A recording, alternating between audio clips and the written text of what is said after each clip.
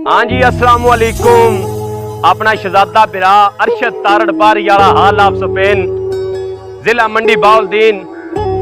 शहजादा जी बिरा है अपना माउदिया बड़ा मेस कर रहे हैं कसमे खुदा दी। एक बार व्यू विखा बिराओ मेरे ने पूरा फेर के लिया परली साइड लो पता लगे एक बारी।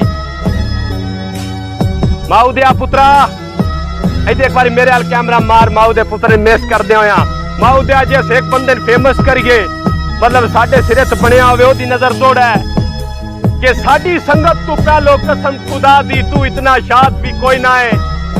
आते से लथा मेरा चन पाबंदियां नेटा तू आजाद भी कोई ना है। ते संगतां दी राजी दुनिया वे तू बशर आबाद भी कोई ना है। साडी वजह तो चन मशहूर होया है तू ता मुल्क ने याद भी कोई ना है। अरशद तारड़ बारी वाला हाल आ स्पेन वाले माउदिया पुत्रा सुन के कि दिल सज्जन जू तेरे काबू है तेरा मन्ना हर फरमाने। मेरे दिल मजबूर दी मर्जादा हो इको तू लुकमाने। स्पेन वाले तेरा साथ सहारा जिंदगी दा रखी इतना सज्जन ध्यान है। तेरे नां दे हरूफ तवीज बना पाई रखता गल उस्माने। तारड़ बारी वाले कुछ नफरत नाल कुछ प्यार दे नाल बंदे रूप बटा के वे दिन कई सड़ते ना साडा सुन सुन के कई ना लिखवा के वे दिन। साडी सुन गुजरान दा वेखन लई बंदे नजर जमा के वे दिन। साडा जिथों भी गुजर उस्मान होवे बंदे एडियां चा के वे दिन।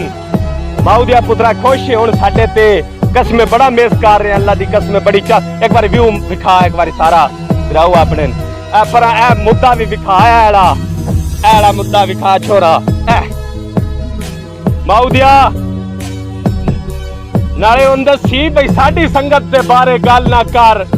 साडे सारे सज्जन मलांगनी सिर फिरे नी दूजे दर्जे दे मोल शौक तो लेंदे जंगनी। गत्ते जेड़ा मुंह जावे सज्जन चाटा नाल छुड़ेंदे रंगनी। तेरे वर्गे कामन सज्जन मेरे दिन दे मार के फसल च टांगनी। मिस यू हो गया माउदिया। Love you 2 3 4 5।